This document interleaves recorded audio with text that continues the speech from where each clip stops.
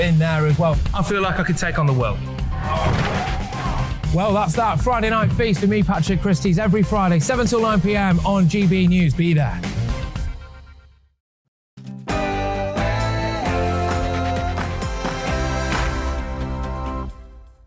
No spin, no bias, no censorship. I'm Dan Wootton. Tonight, the Tory party is wasting no time whittling down the field on their hunt for the next leader. And now it's become clear it's not a race to be PM, but a race to stop fishy Rishi. So, is uniting the Tory right behind a candidate fighting for Conservative values critical to the party's survival? I'll explore in my digest next. Then I'll get the thoughts of my superstar panel. Former Daily Star editor, current columnist Dawn Neeson, Conservative commentator Reverend Calvin Robinson, and author and journalist Rebecca Reid. As Kemi Badenoch emerges as the anti-woke leadership candidate. We don't stand up for our shared institutions, for free speech, due process and the rule of law, then we end up with a zero-sum game of identity politics which only increases divisions when we need to come together. One of Boris Johnson's oldest friends, founder of the Free Speech Union, Toby Young, explains why he's backing Kemi for PM. That's at 9:40. Is the leadership contest a chance to reinvent the Tories? The Conservative media's leading ladies, the Daily Telegraph's Madeline Grant and Conservative Home's Emily Carver, reveal at 10:20 what party members are really thinking and explain why the media have got this race all wrong. Plus, should the ability or inability to define a woman matter when it comes to deciding the next Tory leader and PM? We'll debate that question. It's caused a headache for some of the front-runners after 10. And an uncancelled, on a similar note, I'll meet free speech warrior Scott Nugent, who regrets transitioning from female to male and is now educating folk on gender dysphoria and the push to submit young people towards extreme procedures. Join me for that at 10:40. Why has the world seemingly lost interest in discovering the origins of COVID? Journalist and former peer Matt Ridley, who literally wrote the book on the subject and has dedicated himself to investigating the lab leak hypothesis, issues a rallying cry after being frozen out by the MSM. He's tonight's outsider at 9:50. With the country facing potentially its hottest day ever this week, should the UK introduce mandatory shaded areas for outdoor premises like pub gardens to protect Brits from heat waves? Two favourites on this show, Adam Brooks and Mike Parry, have been at each other's throats on Twitter about this all week, so they're going to settle things once and for all in the clash at 9:25. What do you reckon? Are you sick of everything, including the weather, being treated like a pandemic with mandates? I am, to be honest. Get in touch shortly. Right on cue, Tory wets are also raising the possibility of reintroducing COVID measures. So has ousting Boris opened the door to a rollback of Britain's civil liberties? And it's a bad day for the BBC after two of its biggest stars, Match of the Day pundit Ian Wright and The Apprentice boss Lord Sugar, clash over all-female commentary teams. My God, your ego is totally out of control. Where's the people around you to hug you, bro?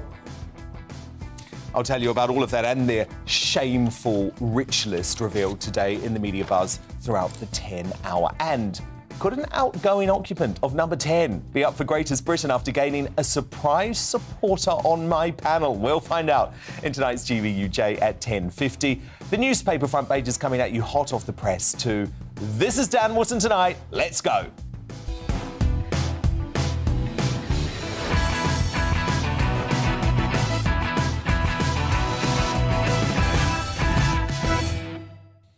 Just one thing first, though, the battle to be PM is well and truly on. As you know, I'll be here all this month and throughout August. No summer recess for me, covering this highly consequential decision about who the Conservative Party picks to replace Boris Johnson and become Prime Minister. A significant step forward tonight, with 8 candidates confirmed to make the first ballot tomorrow afternoon. So our next PM will be one of Rishi Sunak, Penny Mordaunt, Tom Tugendhat, Liz Truss, Nadhim Zahawi, Kemi Badenoch, Jeremy Hunt or Suella Braverman. My verdict on the race to stop Rishi in my digest shortly. Then my superstar panel weigh in. Here they are: former editor, current columnist at the Daily Star, Dawn Neeson, Conservative commentator, the Reverend Calvin Robinson, and the author and journalist, Rebecca Reid. They dressed for the weather today, didn't they? But first, the news at 9 with Polly Middlehurst.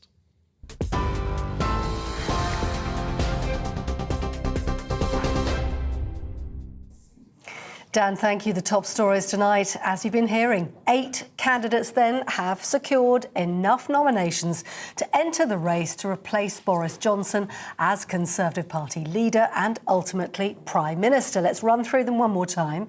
The candidates are Rishi Sunak, Liz Truss, Tom Tugendhat, Penny Mordaunt, Kemi Badenoch, Nadhim Zahawi, Jeremy Hunt and Suella Braverman. And they'll go into the first ballot tomorrow. The former Health Secretary Sajid Javid pulled out of the contest just minutes before the announcement, saying he looked forward to seeing the debate unfold. And the backbencher, Rehman Chishti, also stepped down after failing to secure a single public supporter. We heard it all from Sir Graham Brady. He explained the next stage of the contest will take place in less than 24 hours. Those 8 will go to the first round ballot tomorrow between 1:30 and 3:30, with the result announced as soon as we can after that. And on the back of that, the government says it will allow a debate on Labour's proposed no confidence vote if the motion is amended to remove any reference to the Prime Minister himself. That comes after Labour's initial motion for a vote of no confidence in the Prime Minister was denied. The Labour Party has accused the government of running scared and called on the Tory leadership candidates to denounce the decision. But a government spokesperson said a vote now on the Prime Minister would be a waste of parliamentary time, as he'd already resigned. Well, our other top story on GB News today, an inquiry has concluded that more than 1,000 children were sexually exploited over at least 30 years in Telford in Shropshire. The report calls the police and council failings shocking, saying it shows the suffering of generations of children and the failures of those who should have protected them. Telford and Wrekin Council issued a statement saying it apologised wholeheartedly to the victims and is now working day in, day out to provide the best possible support for victims of this crime. And West Mercia Police apologised to the survivors and admitted their actions fell far short of the protection they should have had. The Queen has said the COVID-19 vaccine rollout was amazing, as she recognised today the achievements of UK medical staff by awarding the George Cross Medal to the NHS. In a ceremony at Windsor Castle, the monarch and Prince Charles welcomed NHS executives and a frontline worker from each of the UK's 4 nations. The award traditionally recognises acts of great heroism and courage in the face of extreme danger. And lastly, NASA has unveiled the first amazing pictures taken by its new James Webb Telescope.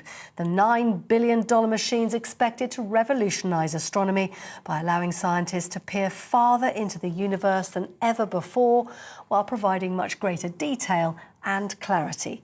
NASA says its high-resolution pictures will allow scientists to observe the evolution of galaxies and even the life cycles of stars. That's it. You're up to date on TV, online and on your radio via DAB+. You're with GB News, where now it's time for Dan Wootton Tonight.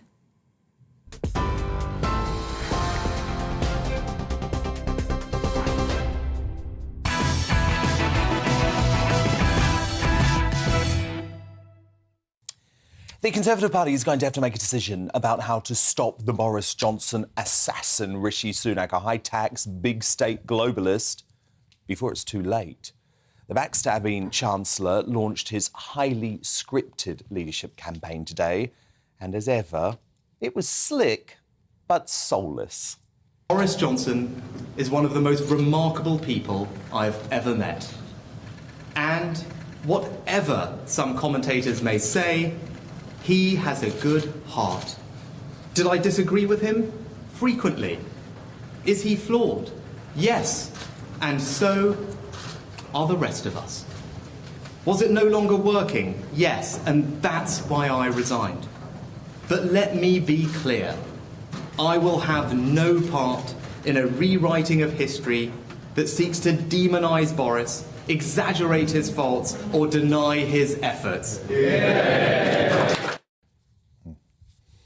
Sunak even tried to get away without answering any difficult questions from the country's newspapers until the crafty Sun political editor Harry Cole just wouldn't let him get away with it. Look.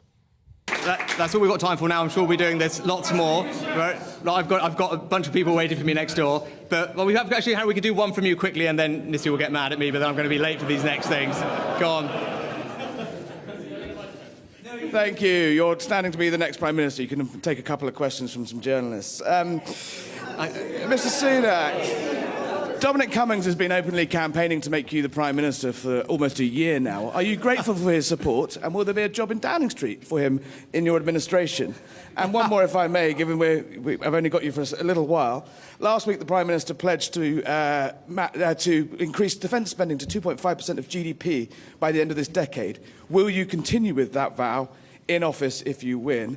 And if so, why did you ignore repeated warnings this year that Britain will miss the crucial NATO target of 2% on defence spending? OK, two excellent questions, Harry, so thanks for asking them. So, look, firstly on Dominic Cummings. Dominic Cummings has had absolutely nothing to do with this campaign and will have absolutely nothing to do with any government that I'm privileged to lead. Yeah.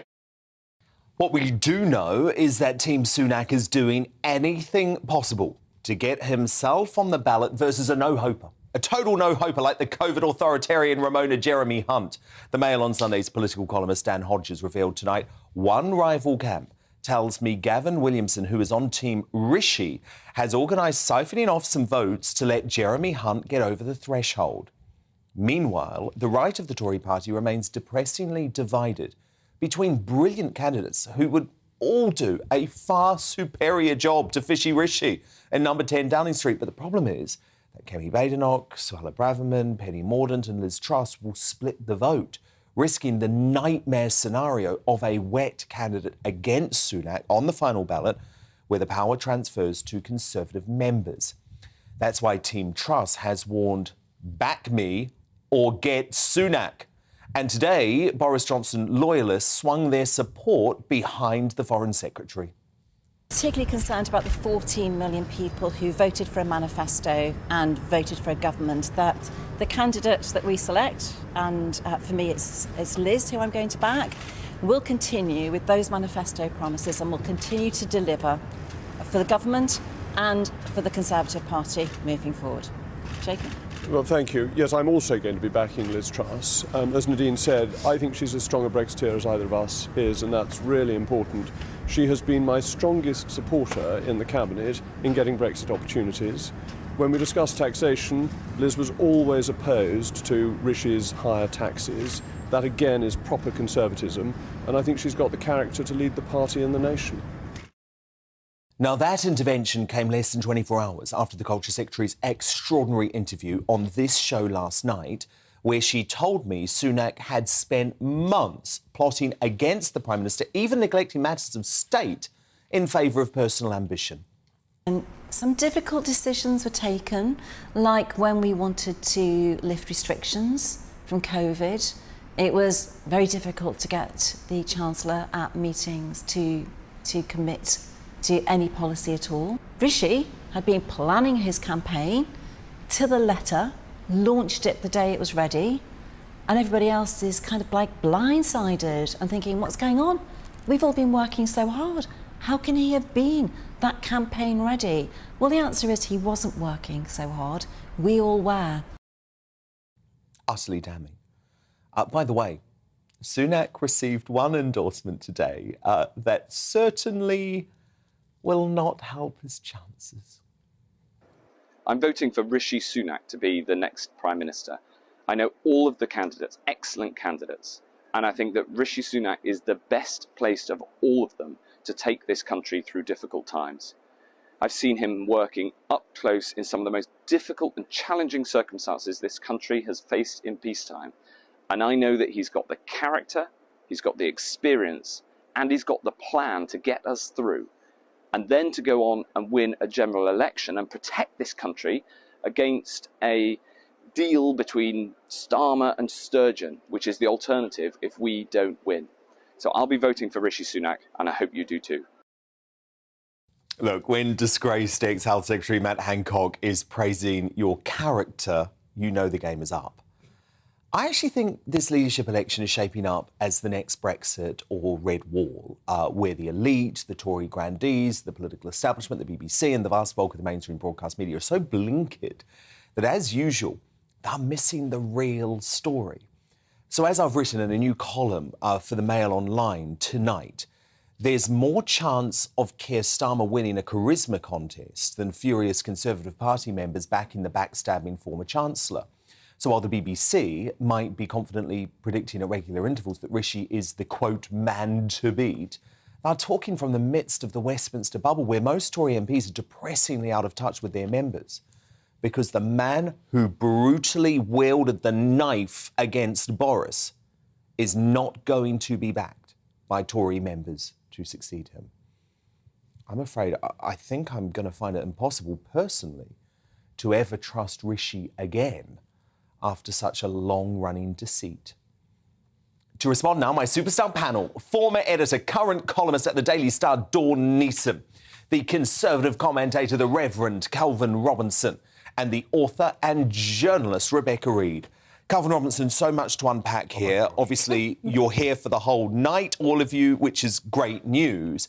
But can we kick off with Rishi Sunak and the fact that the establishment are trying to tell us that he is the inevitable future Prime Minister? I don't believe that's how Tory members feel. Not at all, but the establishment really do want him. And we have to consider that he said he's not being supported by Dominic Cummings directly, but we do know that Dominic Cummings has been very careful in all of his statements not to drop Rishi in it in the whole Boris scandals. So there is a back alley support, if not a front-facing support. But the membership are favouring people like Penny Mordaunt, Kemi Badenoch, Suella Braverman, Liz Truss. In fact, all of the women are getting all of the favour at the moment because they are the ones that actually are in touch with the membership. I personally think we need a Conservative. And I think Liz Truss is fantastic, but she's a Liberal. She's not a Conservative. We do need to get some unity behind the right of the party, and that, to be honest, is between Suella Braverman and Kemi Badenoch. And Kemi Badenoch is leading the way right now, so it'd be good if Suella could fall behind and back Kemi. OK, fascinating analysis. Dawn, let me ask you first. Sunak, what do you think? I think in any area of life you need loyalty, and I think the one thing that I find about You're a very loyal person. I am a very loyal person. It's my wedding anniversary today. I know, what, 36 years? 36 years. That's loyalty. And you've been working all day. That's what loyalty gets you, by the way. I hope you took him for lunch or something. No, I haven't seen him. I've actually left him in hospital, but that's another story. Is he OK? Yeah, sorry, it's broken. This is really dull, isn't it? It's broken his finger, but that's fine. But loyalty is important, and your brilliant interview with Nadine. I mean, the fact that Rishi has been planning this campaign for 6 months, it's December, it does make you think, and the fact that he says, I'm doing it for the good of the country and things weren't working. No, you're doing it for the good of you. You want the top job, basically. So I just have an inherent distrust of him now, and I don't actually believe a word he said. And that back me, a video that he did and a speech he did today, it just makes you feel slightly sick. But the one thing I just want to say about the whole thing is I'm just totally dismayed at how a group of politicians are behaving like children, and the smears and the lies and the campaigns and the passing information to Labour. It seems like the one thing they've forgotten is they're meant to be looking out for the country and us when we really need them. And they're not. They're looking out for themselves, Dan. Yeah, but this is why, though, I always said that the timing of deposing Boris was completely irresponsible. And I don't think it should have happened at all, but it was completely irresponsible to do at such a critical time for the country, because they all knew what the process was. They all knew that the process was going to take 2 to 3 months, and so here we are. Rebecca Reid, the left and the establishment, I mean, you all seem to love Rishi. I mean, I agree with Dawn. It feels a bit like watching The Apprentice. It feels like kind of like people who really just want to be celebrities on TV, like behaving like they're on Love Island, really. And some of the little corporate videos are as bad as the Apprentice it really challenge. is. It genuinely is. I'll give it 150,000%, Lord Sugar. It's how it feels. I've just got an image of Matt Hancock on Love Island. You're not helping. He probably no, will. Sorry, no. no. Wouldn't surprise me. But no, in terms of what you actually asked, what did you actually ask? Sunak. Why does the left love Sunak? Well, yeah, because the BBC, they just seem to love him. The establishment seem to love him. So the elephant in the room is that he is not white, and I think there is a sense that somehow he's a more acceptable Tory because he's not white. Now, I think there is an element. They hate Kemi Budin. Well, I think this is the thing. Badenoch. They hate Suella Braverman. But I think it's a kind of benevolent racism thing. You know how benevolent sexism is like kind of being nicer to women because they're better, but they're not. That's actually worse. And it's the same thing. True, but we are. But it's not good to treat somebody differently because of their gender or their ethnicity, even if it isn't you're intending to be nice. And I think there is an element with Rishi that he is not. He's being sort of freed from the shackles of being a Tory because he's brown, which I think is fairly practical. I don't know if it's a race thing or if actually they just love the fact that he's signed up to the globalist agenda, he's signed up to the big state agenda, he's signed up to the high tax agenda. Yeah, not to He'll mention, probably save the BBC licence fee. He probably won't sell Channel 4. That's what they want. You know? Well, he's a socialist. I see him on the left of the party. You know, he's raised taxes, like you said. He's more like a Lib Dem. He's borrowed a hell of a lot of money and spent a hell of a lot of money, more than most chancellors in history of this country. So, of course, the left like him. He's one of them. But also, it's unusual times. I mean, I am slightly confused by why usually my lot aren't so keen on the billionaires, and he is married to the daughter of a billionaire. Well, of course. And it's because what he represents. And it's because of what agenda he will push. And terrified of a candidate like Kemi. But Boris was actually fairly liberal for a Tory. Net zero, he oversaw all of the COVID payouts. Everything Rishi did, he did with Boris sitting on top of it. But Boris represented Brexit. And I think there's a feeling that even though Sunak voted for leave, he's actually become a bit more on the Remain side of things over the past few years. But Rebecca Reid, Calvin Robinson, Dawn Neeson, they are here all night, as I said. But coming up, as the aforementioned Kemi Badenoch emerges as the anti-woke leadership candidate, one of Boris Johnson's oldest pals, founder of the Free Speech Union, Toby Young, explains why he's backing her, just like Michael Gove is, 4 p.m. He's at 9:40. But first, as the UK faces the possibility of its hottest day ever, should the country introduce mandatory shaded areas for outdoor premises like pub gardens? Two favourites of mine, Adam Brooks and Mike Parry. Well, they've been going at each other on Twitter this week, so I decided we have to settle this in the clash. I want to know what you think too, though. Email me down at gbnews.uk, at gbnews2. We've got a poll running there too. Who do you back, Adam Brooks or Mike Porky Parry? They go head-to-head next. Hello, Alex Deakin here with your latest weather update. Plenty of sunshine on offer for the next few days, and it's not going to be as hot. However, extreme heat is expected to arrive during the weekend.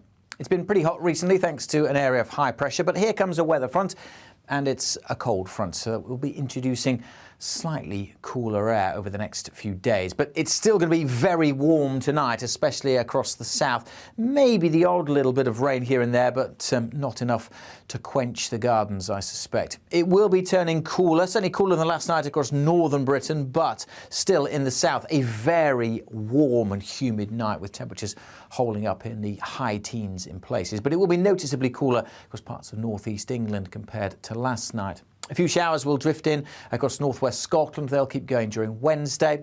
Likely to start fairly cloudy in the south, but that cloud breaking up. And then actually for many, it's a fine summer's day tomorrow. There will be a few more showers, perhaps just drifting into southwest Scotland. But otherwise, most places dry. Temperatures pleasant low 20s for the majority, but still up to the high 20s, possibly across the southeast, 27 or 28 Celsius. A few more of those showers drifting into northern Scotland, staying fairly breezy here as well. We may just see a few showers for Northern Ireland and spreading into northwest England during the night. And Thursday will be a cloudier day across northern Britain. Still a few showers coming into western Scotland, Northern Ireland, maybe the odd one for northern England. But for much of England and Wales, Thursday's another dry day, and certainly in the south, plenty more sunshine. Temperatures up to warm category, I think you described them as, but just not as hot as recent days. However, as we go towards the weekend, and particularly into Sunday and Monday, temperatures could rise and rise beyond what we saw earlier this week. Extreme heat is possible. The Met Office have an amber extreme heat warning in place for Sunday and Monday.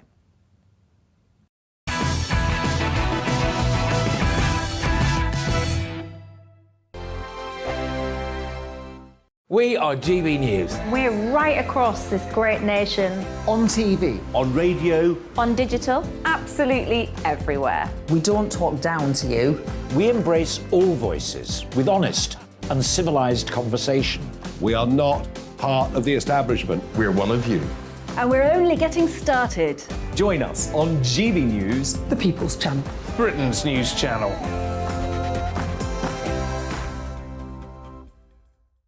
Hi there, it's Stephen and Anne. At breakfast from 6 a.m, you'll always be caught up with everything you need to know, the latest headlines, opinions and debates. We'll bring you the good news and the bad, but most of all, we're here for you. Remember, send in your views and let us know what you would like us to talk about. That's because we're your news channel. And every morning at 6 a.m, it's breakfast on GB News. My name's Tom Harwood and join me 9:30 a.m. every weekday for The Briefing, your one-stop shop for everything you need to know about what's going on in politics today. I wonder if this is a deal that might need to be like the biscuits in this factory, twice baked. Is there not an opportunity here to win out against the extremes? Tom Harwood, GB News. What are you going to do about it? Things should have been done differently, and they certainly are being done differently. Don't miss it. The Briefing with me, Tom Harwood, 9:30 Monday to Friday on GB News. Where would you like to go? Just take me to the studio, please, mate. You know where you're going. I've got a show to do. Friday Night Feast on GB News, 7 p.m. And it's like nothing you've ever seen before. We take a different angle on the week's biggest news stories. The viewers and listeners set me some absolutely mad challenges to do. We tried to rehome a rescue dog. And yes, there's some other wacky stuff in there as well. I feel like I could take on the world. Well, that's that. Friday Night Feast with me, Patrick Christie's, every Friday, 7 till 9 p.m. on GB News. Be there.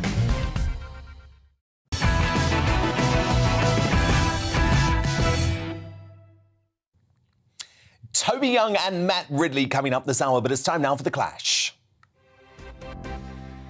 The national heatwave is showing no signs of abating, with the UK facing potentially its hottest day ever on Sunday, when the mercury could reach an unprecedented 40 degrees Celsius. I've got to admit, I'm not loving these temperatures personally, but predictably, whenever there's an unusual weather event, the nanny state comes out in full force. In a post-COVID world, that means mandates and curbs being suggested left, right and centre. Lazy types who got used to the work-from-home lifestyle during the pandemic have been whining on social media that their commute is too sticky and refusing to go into the office, prompting MPs to call this evening for the implementation of a maximum working temperature of 30 degrees. Some Brits are doing what they do best in the face of the heat, adopting a stiff upper lip approach and flocking to the pub. Now, typically, Mike Porky Parry enjoys nothing more than a trip down the boozer. However, during high temperatures, the broadcaster suffers from adverse health effects, and he's now caused quite a stir by lobbying for a new law that would require beer gardens to put at least half of their space under shade. Explaining his position, Mike said, "If all my friends want to sit outside, then I'm being discriminated against due to my heat problem, as I can't sit in open sunshine. I have to have shade." Unfortunately for Mike, though, his chat was met with a steely reaction from publican and superstar panellist here on GB News, Adam Brooks, who responded, "What about take care of yourself and stop trying to force laws on others? You have no right to demand shade. Stop this utterly ridiculous notion that the law is there to protect everything you want to do. Bonkers." Well, look, I've brought these two heavyweights together this evening to sort this out once and for all. So I'm asking you, should the UK introduce mandatory shaded areas for outdoor premises such as pub gardens to protect Brits from heat waves? Dan at gbnews.uk, tweet me at gbnews. We've got our poll running there too. The results shortly. But let me bring in Mike Parry versus Adam Brooks now. So Mike, explain why you think this is so necessary. Well, heat is a terrible thing, which a lot of people don't understand, OK? We're all supposed to throw our arms up in the air, get down to the beach, look, it's a beautiful sunny day, without realising the absolute terror it causes to a lot of people. For instance, I can't walk in sunshine for more than 30 seconds because my eyeballs actually get sunburnt. So although I haven't got my special glasses on tonight talking to you, Dan, I have to have a special pair of glasses on, which change with the darkness related to the amount of sunshine coming into my face just so that I can see. My skin crawls. I get skin rashes. I feel uncomfortable in heat. Now, if Adam's saying that I'm just being prissy and fussy and oversensitive, I would say this to you. If you run a pub and you want people to be there in comfort and in safety, then provide half of your outdoor areas with shade, because shade is what keeps people comfortable. Shade is what makes people feel they want to be there. And a lot of people in this day and age are bullied into sitting in sunshine with their friends, because if they don't, they're called a weak person, somebody who doesn't like the sun. We only get 10 days of sun in this country every year, so enjoy it. I can't, because it's detrimental to my health. Everybody knows I've got a dodgy ticker. Only 1/3 of my heart works. You want to kill me by putting me into sunshine? I wear this hat at all times. I wear my sunglasses, and I want shade. OK, so Adam Brooks, why do you have such a problem with providing someone like Mike Parry shade in your pub beer garden? Look, I've just had something called a pergola built in my beer garden, which I've got about 6 or 7 benches underneath it at the moment. It's a lovely wooden structure. I've got shaded areas. I've got umbrellas. But this ridiculous notion that the state is here to protect people's lifestyle choices, Mike should know better. I thought he was on the wind-up, and a lot of my Twitter followers were saying to me, don't bite, he's just trying to, get a rise out of you, he's on the wind-up. But he's not. It's utterly ridiculous. Utterly ridiculous. You're serious, Mike? This isn't a wind-up? Look, I'm absolutely serious. I was asked to go and cover the World Cup this year in Qatar, OK? I was asked to do it for a number of organisations. I simply can't do it. The amount of heat in Qatar, 40 degrees centigrade and all that, means it's impossible with my physiology to do it. Now, if I can't do it in Qatar, why should I have to put up with it in this country? Let me ask Adam this, OK? You know full well that if people suffer from the cold in winter, they get government payments to keep them warm. So I want to know why in the summer, when I suffer from heat stroke, why aren't the government giving me a payment to pay for my air conditioning in my penthouse flat to keep me cooler? Surely it's the same, isn't it? And I deserve the same consideration as anybody else. OK, let Adam answer. It sounds like you should never leave that lovely penthouse flat, mate. You're sounding absolutely ridiculous. And do you know what? If you read the replies to the tweets that I did to you, right, you were being mocked, mate. And you're a grown man, and I'm sorry that you've got these conditions. Mocked by the ignorant. Mocked by the ignorant. People don't realise heat kills. Heat kills people. It kills old people. It kills people who can't cope with it. Oh, that's very funny indeed. Are you going to give me one of those, Adam? I'll buy you one. I'll treat you to one, mate. All right? But no, listen, at the end of the day... I could get one myself.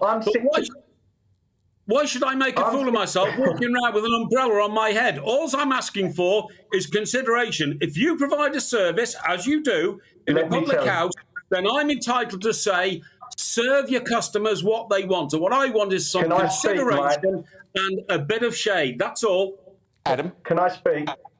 Right, at the end of the day, my pub garden, it's a choice if someone wants to come to the pub. Of course, I want as many people there as possible. I provide shaded areas. But this notion that there should be a law to force me to do any more, do you know how hard this game is already? Right, I've got a pub garden that's the size of a football field. Right? Can you logistically tell me how I'm going to cover half of that? Who's going to pay for it, Mike? Me? No, you are serving your customers. Your customers don't all like being sat there in the sunshine baking. And remember, I'm not getting prissy here. When people have nothing but sunshine on their skin, it can be dangerous for their health. We all know that. Let me just remind you. Skin cancer is a big problem. Let me just remind you of what you tweeted in April last year. You said, OK, folks, it's getting more and more like Sundays we used to know. A couple of pints in a pub garden in the sunshine, and then back home for a joint fillet beef, red wine, and all the trappings. So does sunshine suit you one year and not the other? No. Listen, I didn't say I was sitting in the sunshine. I said the sunshine in the garden, but you can bet your life, Adam, I was in the shade. I went to a pub where a responsible publican allowed me to get under the shade of an umbrella. I remember it well. Okay, I guess the thing is, Mike, right? I completely understand that you have issues with heat, and I understand that for a lot of folk, the heat is a really worrying thing. But surely you have a choice, Mike. You have a choice to research which establishments you go to, because there'll be certain restaurants that provide air conditioning. Now, I know for me, in a heat wave, I only want to go to a restaurant that's got air conditioning. So I'm much more likely to visit if they advertise on their video, you know, like my local Indian says, we've got aircon, we're going to turn it on. I'm going to be more likely to go. That is my choice. Yeah. Very few establishments in this country invest in air conditioning because they say it's only 10 days a year. Now, Dan, if you don't mind, it's your show, so I'm not going to contradict you, but you're an Antipodean. And in your genes, in your chromosomes, you're used to hot weather. You don't really think that it's hot in this country because your ancestors have been brought up in countries where there's never any shade. I hate the heat. I hate the heat because I'm actually a British citizen. I was born in New Zealand, but all of my family were born here, and they can't cope with the heat. I mean, I remember my grandma growing up. She was born in Essex, and in Adam's part of the world. And when she moved to New Zealand, oh my goodness, she could not cope with summer. So no, I have the British genes. I don't like the heat. I hear you about the air conditioning, but I just don't believe, Mike, that it's the government's role to provide you or me with air conditioning. I think we've got to pay for it ourselves. I think businesses have to pay for it ourselves. I don't think the government can afford these sorts of hands-ups that would bankrupt the country. Excuse me, Dan. I'm just going to wipe away a bit of perspiration. I've had to turn off the air conditioning in my apartment because your engineers said it was too noisy for the microphone I've got in front of me. So that's why I look like I'm suffering a little bit. We've got aircon issues going on in this studio too, Mike, so I feel your pain. Adam Brooks, final word to you. Look, people have got to stop thinking that there has to be more laws and more rules to control their lives and protect them. Right? What does Mike want next? A law that means that I have to put on, SPF on his forehead before he orders a beer. We are getting into deranged territory. If you're not comfortable in the sun, stay in, Mike. Stop trying to force other people to do things. It's the same with the COVID rules, and it's the same sort of people pushing it. What next? Weather lockdowns? They'll be coming. Loads of people don't want to go to work now because of the weather. I would say to you, cater for your customers or you won't have customers, and don't ignore the obvious. Okay, great debate. That was broadcaster Mike Parry, the entrepreneur and activist Adam Brooks, who'll be back on the Superstar panel tomorrow night. Who do you agree with? Who's going to win this one? We're going to solve this debate once and for all. Should the UK introduce mandatory shaded areas for outdoor premises such as pubs to protect Brits from heat waves? From Alan on Twitter. No. The UK government should stop meddling in our lives and concentrate on keeping their MPs in a straight line. We, the public, don't need a nanny state looking after our needs. We use common sense. From Ali on Twitter, no, leave it to individual pubs. If people want shade, they can go inside or find another pub with shade. And from Karen, yes, for people like me, who for medical reasons need to hide from high UV sunlight. And your verdict is now in. Oh my goodness, the result. Just 12% of you are with Mike Parry on this. Oh no, 88% of you with Adam Brooks. I enjoyed that debate though. And I do feel for Mike Parry, get that air conditioning back on because believe me, I need it right now. Coming up, why has the world seemingly lost interest in discovering the origins of COVID? Our outsider tonight is journalist Matt Ridley, who's literally written the book on this and been shunned over his investigation into the Wuhan lab leak hypothesis. He'll demand answers at 9:50. But first, Free Speech Union founder Toby Young, one of Boris Johnson's old mates, explains why anti-woke Kemi Badenoch is the only choice for Tory leader. Back in just a moment.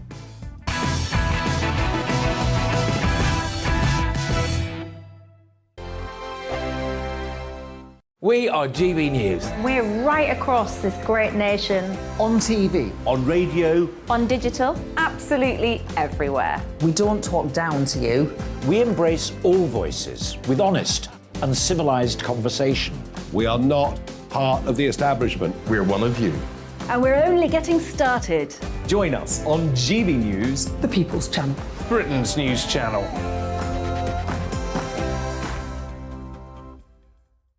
Hi there, it's Stephen and Anne. At breakfast from 6 a.m, you'll always be caught up with everything you need to know, the latest headlines, opinions and debates. We'll bring you the good news and the bad, but most of all, we're here for you. Remember, send in your views and let us know what you would like us to talk about. That's because we're your news channel. And every morning at 6 a.m, it's breakfast on GB News. My name's Tom Harwood and join me 9:30 a.m. every weekday for The Briefing, your one-stop shop for everything you need to know about what's going on in politics today. I wonder if this is a deal that might need to be like the biscuits in this factory, twice baked. Is there not an opportunity here to win out against the extremes? Tom Harwood, GB News. What are you going to do about it? Things should have been done differently, and they certainly are being done differently. Don't miss it. The Briefing with me, Tom Harwood, 9:30 Monday to Friday on GB News. Where would you like to go? Just take me to the studio, please, mate. You know where you're going. I've got a show to do. Friday Night Feast on GB News, 7 p.m. And it's like nothing you've ever seen before. We take a different angle on the week's biggest news stories. The viewers and listeners set me some absolutely mad challenges to do. We tried to rehome a rescue dog. And yes, there's some other wacky stuff in there as well. I feel like I could take on the world. Well, that's that. Friday Night Feast with me, Patrick Christie's, every Friday, 7 till 9 p.m. on GB News. Be there.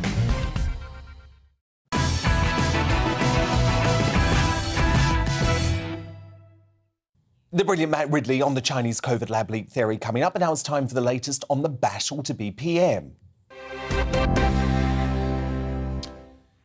Kemi Badenoch, still a bit of an outsider in the race to succeed Boris in number 10, but her no-nonsense approach to governing is winning her a lot of fans, including Michael Gove, who has publicly backed her for the top job. The former Equalities Minister put a robust anti-woke message at the heart of her leadership campaign launch earlier today. Look. The right has lost its confidence and courage.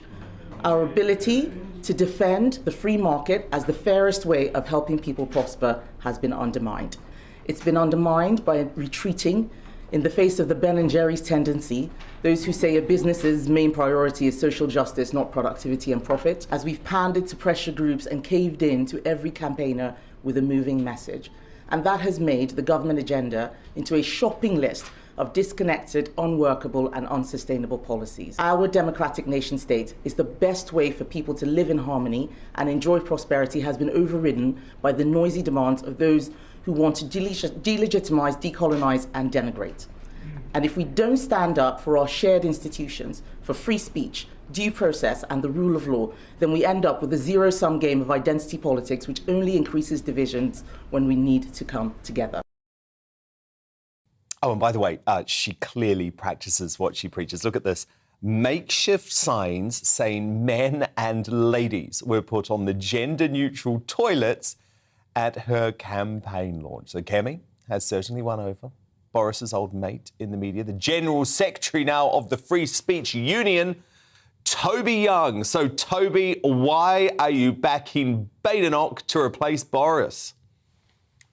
Well, I'll take you through my reasoning process, Dan.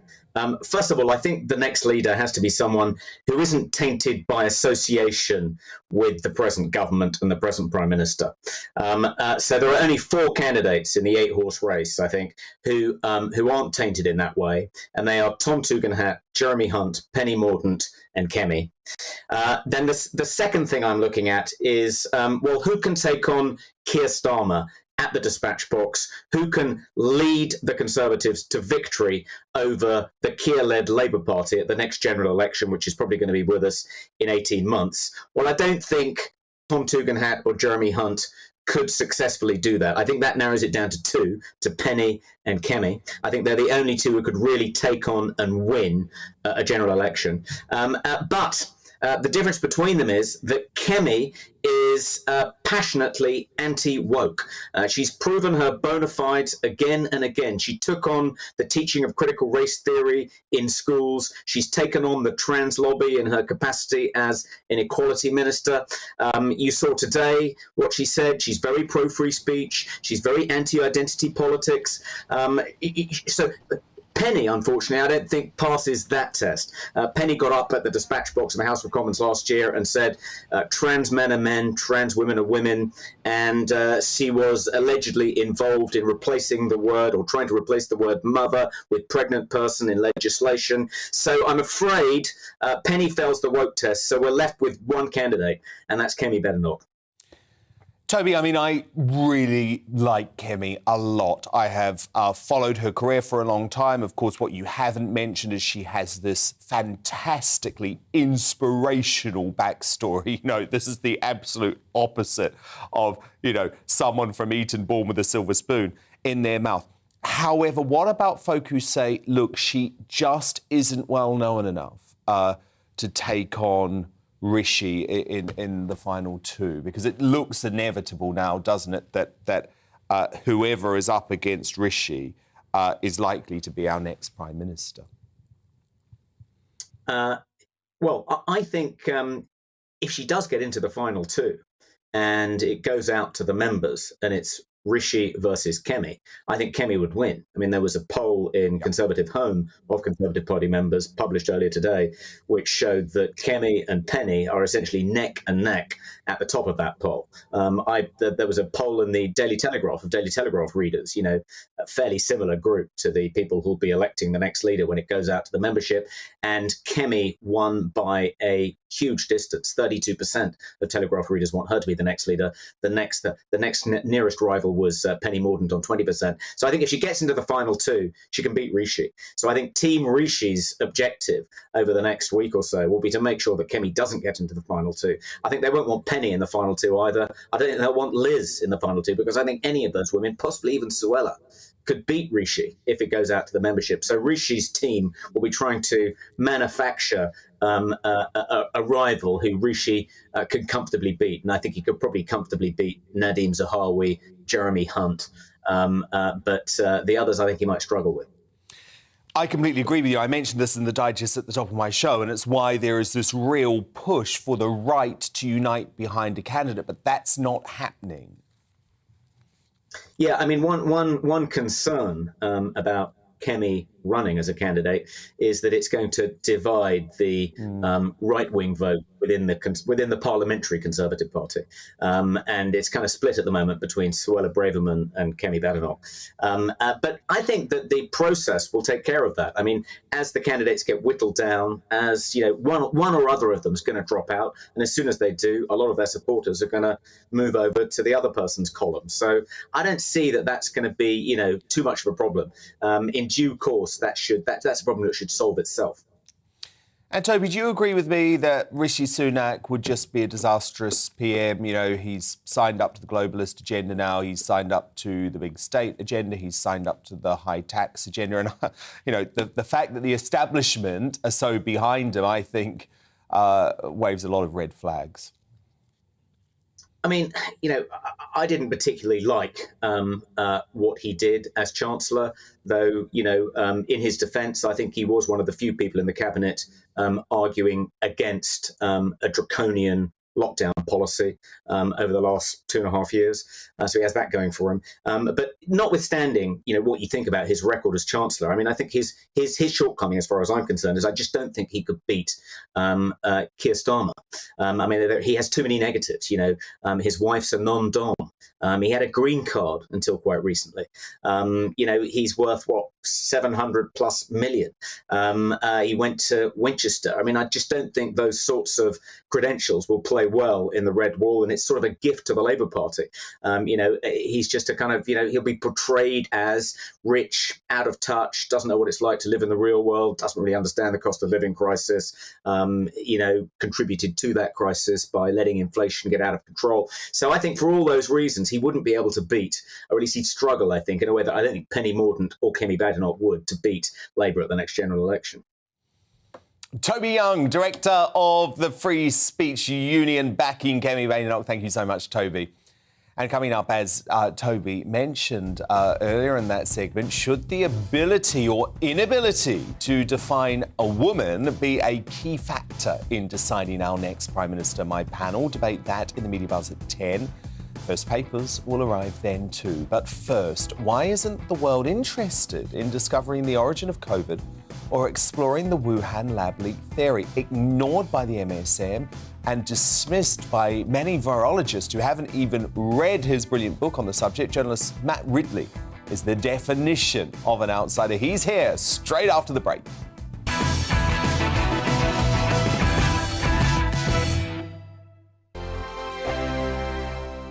We are GB News. We're right across this great nation. On TV. On radio. On digital. Absolutely everywhere. We don't talk down to you. We embrace all voices with honest and civilised conversation. We are not part of the establishment. We're one of you. And we're only getting started. Join us on GB News, The People's Channel. Britain's news channel.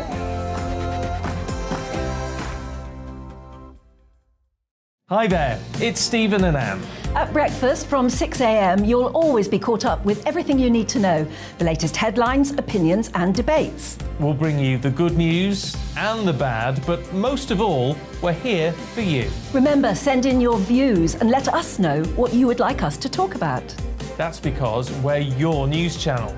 And every morning at 6 a.m, it's breakfast on GB News.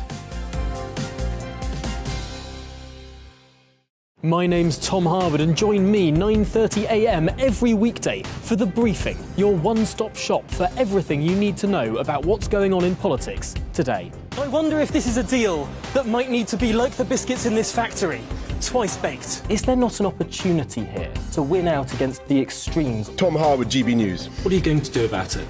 Things should have been done differently, and they certainly are being done differently. Don't miss it. The Briefing with me, Tom Harwood, 9:30 Monday to Friday on GB News.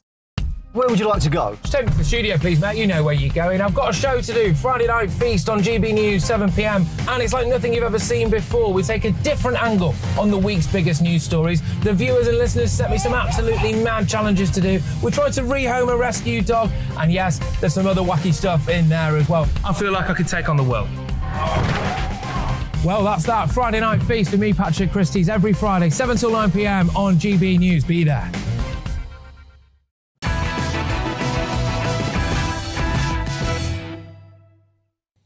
A first look at tomorrow's newspaper front page is coming up. But first, Matt Ridley is tonight's outsider. Now, it was one of the biggest events to rock humanity in centuries, but nobody yet has an answer for how exactly the COVID pandemic first came about. There was a time when simply uttering the possibility of the virus leaking from a lab in the Chinese city of Wuhan had you shouted out of town as a conspiracy theorist. Today, though, even the US government, the G7 and the WHO concede there's a strong possibility of that being the case. However, the hypothesis has been bizarrely consigned to the dustbin of history.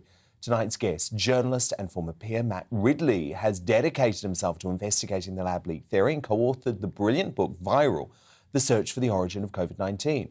Staggeringly, though, Matt revealed recently how he has been stonewalled at almost every turn by the MSM and disparaged by virologists who haven't even read his findings, arguing that the indifference towards COVID's origin is now equal to the world not caring to investigate an accidental nuclear strike on New York. Matt wants to know why the topic remains taboo. And he joins me now to issue a call for answers. And Matt, I mean, just why have the media and the health establishment been so quiet on this? Dan, it's puzzling to me. I think the parallel with a nuclear explosion that wipes out 20 million people, wipes out the city of New York, for example. Would we really say we don't know how it started? We'll probably never know. Let's not bother to look because it might cause division and difference. But that's effectively what we're doing. We're talking somewhere between 10 and 20 million people dead as a result of the introduction of a virus into the human species, that the more we look into it, We can't find a natural explanation for it. With every other pandemic of this kind, we very quickly find out how it happened naturally. And this happened in a city, the only city in the world, which has a lab right in the middle of the city working on exactly these kinds of viruses on a massive scale. And all the circumstantial evidence suggests that this is a hypothesis well worthy of investigation. And my co-author and I, we looked into it in enormous depth. We went down a lot of blind alleys and trails until we could find out what we could from Chinese websites and so on. And it's, the World Health Organization agrees with us here. It's a serious possibility that it came out of that laboratory. And yet the BBC never covers this story. CNN won't touch it. They booked us and then they disinvited us. It's very odd. I really don't fully understand why it's not a bigger story. And Matt, I mean, that is a disgrace, the way that some of those major media organisations reacted to your book, because your book is the opposite of hysterical. It is incredibly well researched. You're not jumping to any conclusions. You're simply putting the facts out there. And the BBC and CNN should be covering this issue. Do you think this comes down to the old issue of racism and the idea that it is somehow viewed as being anti-Chinese? Well, the Chinese official spokesmen have been very busy putting it out there that anyone who talks about the origin of this virus as having come out of the laboratory in Wuhan is being a xenophobic racist. And people are so allergic to being called that they've backed off the story. That is part of it. But I think it's more that there's a lot of people with a vested interest in it not coming out, in it not being investigated. Most journalists don't really want to look into this because they can't get into China, they can't find out about it, and they are genuinely slightly intimidated by the power of the Chinese state, whether directly or indirectly. The same is true of scientists. Most scientists are now depending on directly or indirectly on Chinese funding. They're a bit wary about tweaking the tail of the dragon. And environmentalists are very influential in this debate, and environmentalists want this to be a cautionary tale about the destruction of rainforest and the encroachment on the habitat of bats as being the cause of this. Whereas that story collapses if it turns out that it was the search for viruses that might cause pandemics that caused a pandemic. So it's a very inconvenient story for most people, and there's almost nobody for whom it's a convenient story, which is why someone like me, I'm 64 years old, I'm freelance, I don't have to worry about, I don't work for any institution, I can pursue it.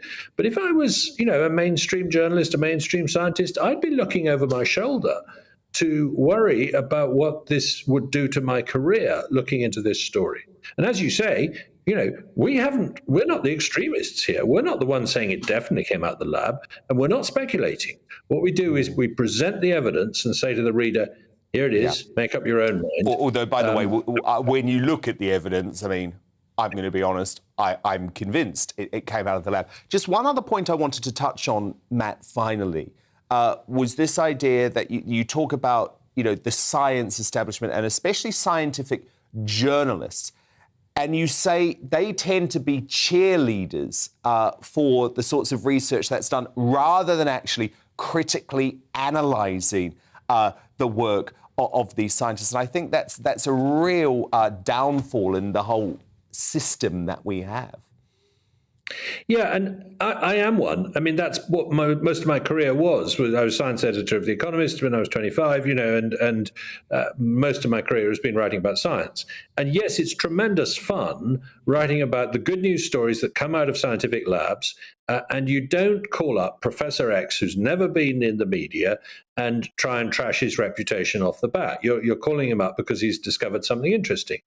And so that's what you do most of the time. You're very different in that sense from a political journalist who spends their whole time trying to trip up to make life difficult for the people they interview. Same is true of business journalists. They don't give businessmen an easy ride always. That's not their job.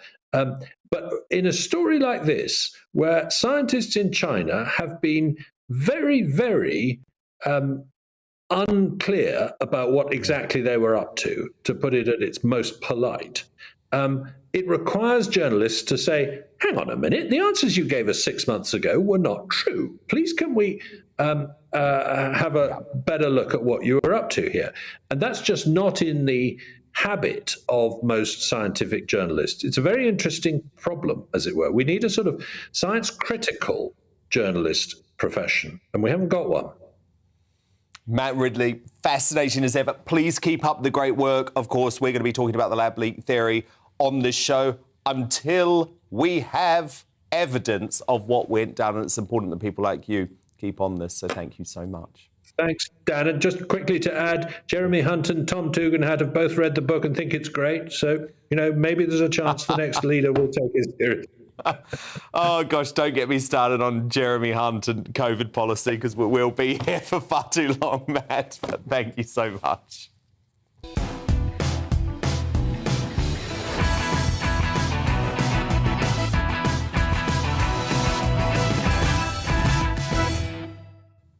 It's 10 p.m. I'm Dan Wootton. Tonight, with the MSM seemingly ready to declare Rishi Sunak our next PM. Have they called the Tory leadership contest all wrong? Two of the country's leading Conservative voices, the Daily Telegraph's Madeline Grant and Conservative Home's Emily Carver, reveal what Tory party members are really thinking as the race intensifies at 10:20. One strike against Rishi, his reluctance to stand up for the rights of women. Remember this? What is your definition of a woman? As I said, I would exactly agree with what the Prime Minister said at Prime Minister's question time. I thought he answered the question very well. An adult human female? But should the ability or inability in that case to define a woman matter when it comes to deciding the next Tory leader and PM? My superstar panel are at odds. Tonight, I'm joined by former Daily Star editor and current columnist Dawn Neeson, the Conservative commentator Reverend Calvin Robinson, and the author and journalist Rebecca Reid. That debate coming up next, along with the first look at tomorrow's newspaper front pages. And in Uncancelled, I'll meet free speech warrior Scott Nugent, who regrets transitioning from female to male and is now educating folk on gender dysphoria and the push to submit young people for extreme procedures. It's going to be a fascinating conversation coming up at 10:40. As Tory wets already raised the possibility of reintroducing COVID measures, will ousting Boris open the door to a rollback of Britain's civil liberties? Plus, it's squeaky bum time for the BBC as two of their biggest names, Match of the Day pundit Ian Wright and the Apprentice boss Lord Sugar, clash over all-female commentary teams. My God, your ego is totally out of control. Where's the people around you to hug you, bro? All that, and I'll reveal that despicable BBC rich list that's coming up in the media buzz. And could an outgoing occupant of number 10 be up for Greatest Britain after gaining a surprise supporter on my panel? Well, we'll find out on tonight's GBUJ just before the end of the show, so do stay up with us. Before all of that, though, the latest headlines with Polly Middlehurst.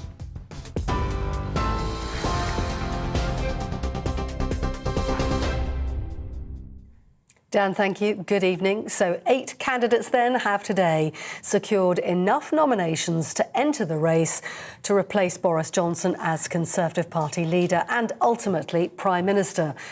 Let's take a look at the candidates. Rishi Sunak, Liz Truss, Tom Tugendhat, Penny Mordaunt, Kemi Badenoch, Nadeem Zahawi, Jeremy Hunt and Suella Braverman, all going into the first ballot tomorrow. The former Health Secretary Sajid Javid pulling out of the contest just minutes before the announcement, saying he looks forward to seeing the debate unfold. The backbencher, Wreckman Christie, also stepping down after failing to secure a single public supporter. So Graham Brady of the 1922 committee explaining the next stage of the contest will take place in less than 24 hours. Those 8 will go to the first round ballot tomorrow between 1:30 and 3:30 with the result announced as soon as we can after that. Well, the government says it'll also allow a debate on Labour's proposal to have a no-confidence vote if the motion is amended to remove any reference to the Prime Minister. That comes after Labour's initial motion for a vote of no confidence in the Prime Minister was denied. The Labour Party has accused the government of running scared and called on Tory leadership candidates to denounce the decision. A government spokesperson said a vote on the Prime Minister right now would be a waste of parliamentary time, as he's already resigned. And our other top story tonight on GB News, an inquiry has concluded that more than 1,000 children were sexually exploited over at least 30 years in Telford in Shropshire. The report calls the police and council failings shocking and says it shows the suffering of generations of children and the failures of those who should have protected them. Telford and Wrekin Council issued a statement saying it apologises wholeheartedly to the victims and is working day in, day out to provide now the best possible support for the victims of this crime. West Mercia Police apologised to the survivors and admitted their actions fell far short of the protection you should have had. And in other news today, the Queen has said the COVID-19 vaccine rollout was amazing, as she recognised the achievements of UK medical staff by awarding the George Cross Medal to the NHS. At a ceremony in Windsor Castle, the monarch and Prince Charles welcomed NHS bosses and a frontline worker from each of the UK's 4 nations. The award traditionally recognises acts of great heroism and courage in the face of extreme danger. And NASA has unveiled the first pictures taken by its new James Webb telescope. The $9 billion machine is expected to revolutionise astronomy by allowing scientists to peer farther into the universe than ever before, while providing much greater detail and clarity. NASA says its high-resolution pictures will allow scientists to observe the evolution of galaxies and even the life cycles of stars. You're up to date on TV, online and on your radio via DAB+. You're with GB News Tonight, where it's time for more. Dan Wootton tonight.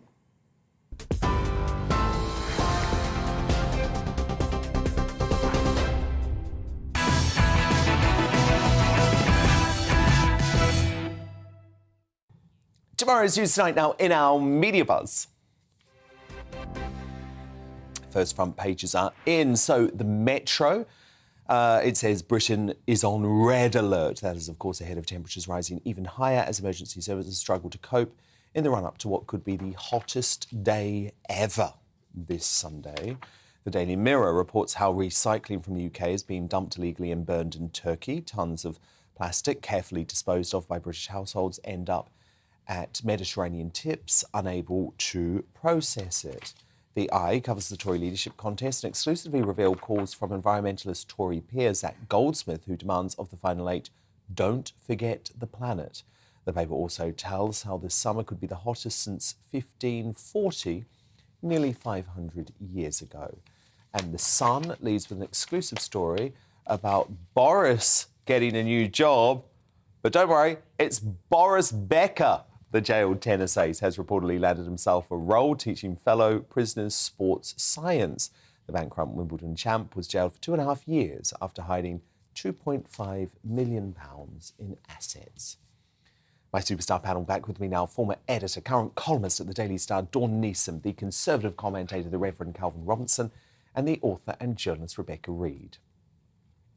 Now, the apparently oh so incredibly complex issue of how to define a woman has been front and centre of the Tory leadership race. Remember current favourite Rishi Sunak squirming over the question earlier this year? Well, I thought the Prime Minister answered this brilliantly in Prime Minister's Question Times, in Prime Minister's Questions this week, and I fully agree with him. And so what is your definition of a woman? As I said, I would exactly agree with what the Prime Minister said at Prime Minister's Question Time. I thought he answered the question very well. An adult human female? Sorry, Julia, as I said, I thought the Prime Minister answered the question brilliantly. And he thought he answered it brilliantly. So what were the words that he said that you agree with, Chancellor? Well, I think if you look at the full thing that he said on Wednesday, he answered the question brilliantly, and I would agree with every word that he said. Sunak came a cropper during that grilling.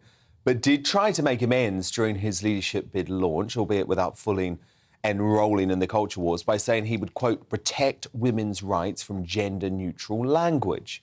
Then we had Penny Mordaunt with this bold statement in Parliament last year.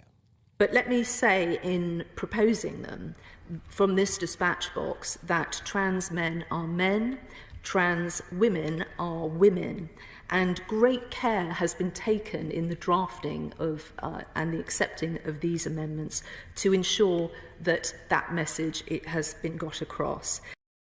After being labelled a committed warrior for the trans lobby by the Conservatives for Women group this weekend, Mordaunt tried to clarify her position before announcing her candidacy. She tweeted, "Some people born male who have been through the gender recognition process are also legally female. That does not mean they are biological women like me." The MP for Portsmouth North also railed against attempts to characterise her as woke in an attempt to, quote, damage her reputation, arguing she was elected in a no-nonsense, down-to-earth and formerly Labour constituency. Meanwhile, Liz Truss has long been a driving force in championing women's rights since being appointed Minister for Women and Equalities in 2019. From defending the need for single-sex spaces to answering decisively what a woman is, here's what she said on the matter last year. Is it fair to say that a woman has a vagina? The reason I ask you this question is a university student, Lisa Keogh, has been censored over offensive and discriminatory comments she made during lectures by saying that to be a woman you need to possess that particular organ. Liz Truss. Women do have vaginas, Nick. This student, unfortunately, has been censored over that. What would you say to those who seek to censor her? Well, I think we need to uphold our very, very important tradition of free speech. So, Dawn Neeson, you see there very different positions from the leading candidates. Do you think this should be front and centre of the leadership battle? I don't think it's front and centre, no. I think the cost of living crisis is the most important thing people are facing today. So I don't think this is the most important thing that politicians need to sort out. However, as a woman, and I think there's definitely an age divide here. I'd be interested to see what Rebecca's got to say. But I think, Liz Truss is an older woman, and I think as an older woman, in the job I had then on national newspapers, where it was incredibly misogynistic, you fought for women's rights, you fought for being a woman. So I'm used to doing that, and it's a bit like J.K. Rowling. We're all that age group, and the younger generation seem to think slightly different. But I do think, yes, it is important for 51% of the population, and we are now outnumbering you boys, by the way, officially. Congratulations. Just saying. So I think, yes, it is important. It's not the be-all and end-all. But I must admit, the fact that Kemi Badenoch came out the other week and said that, new public buildings would have to have single-sex facilities, that made me warm to her an awful lot. So, yeah, it is an issue, but not the main one. So Rebecca Reid, Dawn Neeson suggests that because you're the younger generation, maybe you don't care as much for women's rights because you haven't had to struggle so hard. That's not what Dawn was saying at all. That's not in any way what Dawn was saying. Well, you haven't had to struggle so much. But I haven't had to struggle as much. It is true, and that's because of women like Dawn who did have to struggle more, and women my age and younger owe women who are older than us a great debt for that, and people shouldn't forget it. My issue with this is that fewer than 1% of the UK is trans. Therefore, it seems ridiculous that it's such a high priority issue. And I do think that women's rights is the only thing I care about, really. I'm a professional career feminist. But I do think that in terms of who's going to lead the country, it should be somebody who's got good ideas on things like, the economy, rather than somebody who knows a good soundbite. But in terms of this conversation itself, Rebecca, you say it has become toxic. What do you mean by that? I think it's become a sort of gotcha journalism thing that you can, and I've done this, when you've got an opportunity to interview somebody and you want to get the good soundbite, asking them a really tricky question like this one means that you're going to get coverage from it. And I think the issue is politicians realised that saying love is love that worked really well because people were already, and we all agree, gay marriage was important, universally a good thing. Great, it was a tick in the box. Very few issues that a politician can stand up and say a short catchphrase and everyone agrees.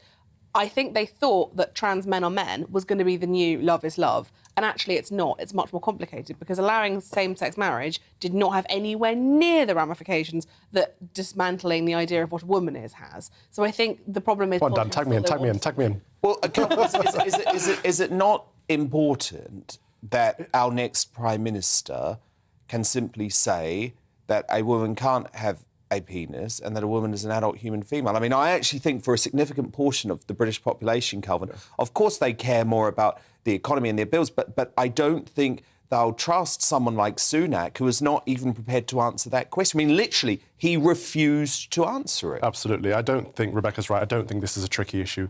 If someone can't tell you the fundamental, basic truth of humanity, that we are either born male or female, and they can't define what a woman is, an adult human female, how on earth can you trust them to help you with anything else in your life? You can't.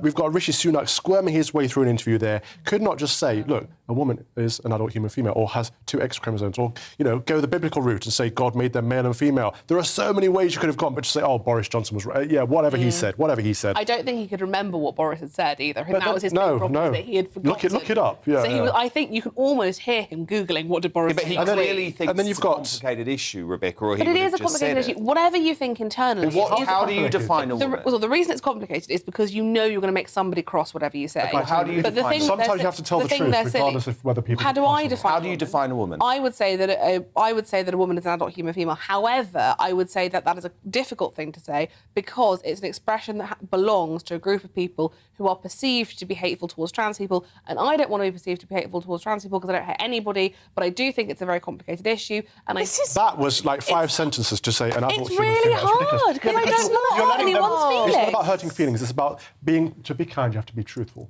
I don't agree with that at all. That's absolutely not true. To have a fear of offending people is playing into their game. They are undermining you by taking over their language, because woman means something. To be a woman means something. You should know this of all people. I'm familiar with the concept, Calvin. No, because you're not. Because you're saying... But I know what it is for me. You just took a whole paragraph to define what a woman is, when every single person in this country, everyone in the blooming world knows what a woman is. So they're undermining our language in order to win the culture war. That's what's happening. Being a woman is a very varied experience. It's not one thing. Like being a white woman experiences. I'm talking about biological, scientific old woman, young woman, female. Not how you live your life as a woman. I think what would be easier is if we use the word female rather than woman, because woman... even there. Because a woman encapsulates used the word female. Well. Even there, she used the word and interchanges. And I think people should be able to use the word female because it's more of a scientific term. But then we've got Penny Mordaunt, who put in the legislation... Dawn's getting frustrated. Talking about birthing partners or birthing persons instead of mothers. I mean, saying that I'm a woman, I'm proud of being a woman, does not mean you hate trans people in any way, shape or form. And that's why I keep coming back to this argument. I can talk about being a woman. It doesn't mean I hate anybody, apart from men, possibly occasionally.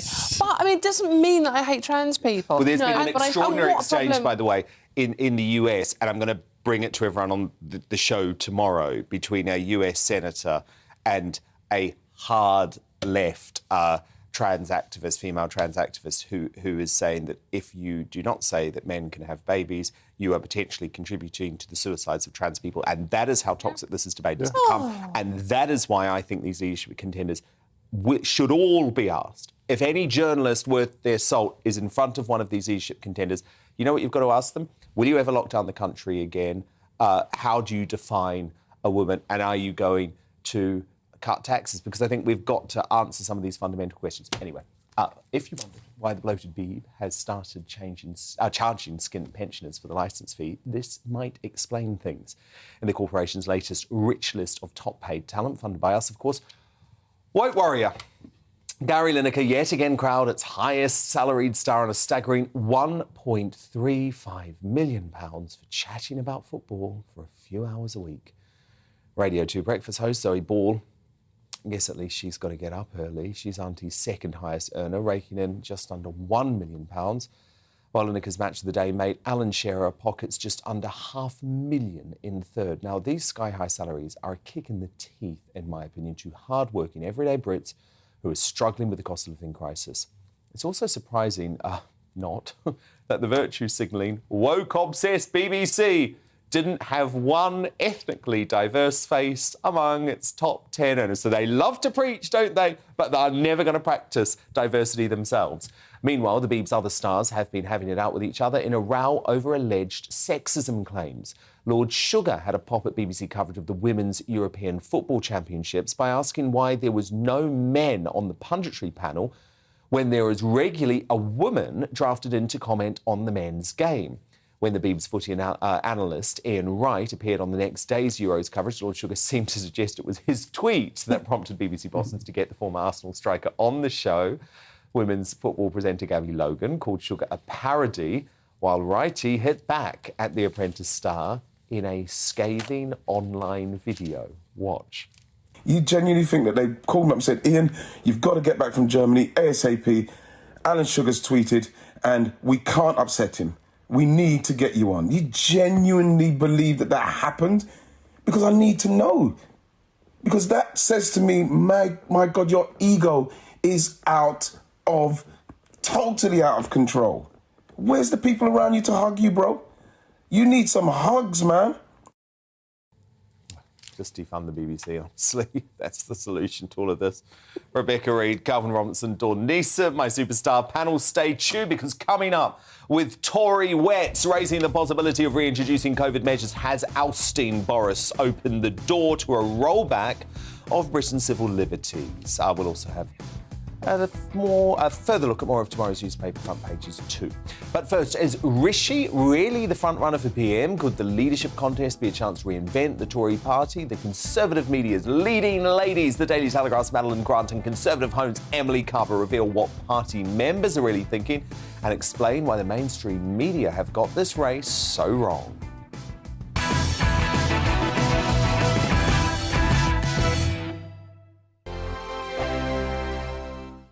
We are GB News. We're right across this great nation. On TV, on radio, On digital, absolutely everywhere. We don't talk down to you. We embrace all voices with honest and civilised conversation. We are not part of the establishment. We're one of you. And we're only getting started. Join us on GB News, The People's Channel. Britain's news channel.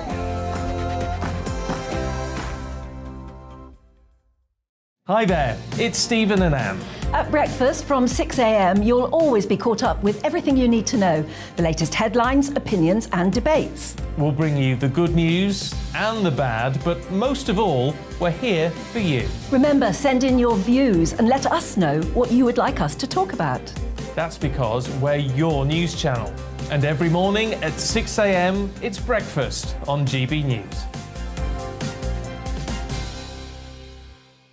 My name's Tom Harwood, and join me 9:30 a.m. every weekday for The Briefing, your one-stop shop for everything you need to know about what's going on in politics today. I wonder if this is a deal that might need to be like the biscuits in this factory, twice baked. Is there not an opportunity here to win out against the extremes? Tom Harwood, GB News. What are you going to do about it? Things should have been done differently, and they certainly are being done differently. Don't miss it. The Briefing with me, Tom Harwood, 9:30 Monday to Friday on GB News. Where would you like to go? Just take me to the studio, please, mate. You know where you're going. I've got a show to do. Friday Night Feast on GB News, 7 p.m. And it's like nothing you've ever seen before. We take a different angle on the week's biggest news stories. The viewers and listeners set me some absolutely mad challenges to do. We tried to rehome a rescue dog. And yes, there's some other wacky stuff in there as well. I feel like I could take on the world. Well, that's that. Friday Night Feast with me, Patrick Christie's, every Friday, 7 till 9 p.m. on GB News. Be there.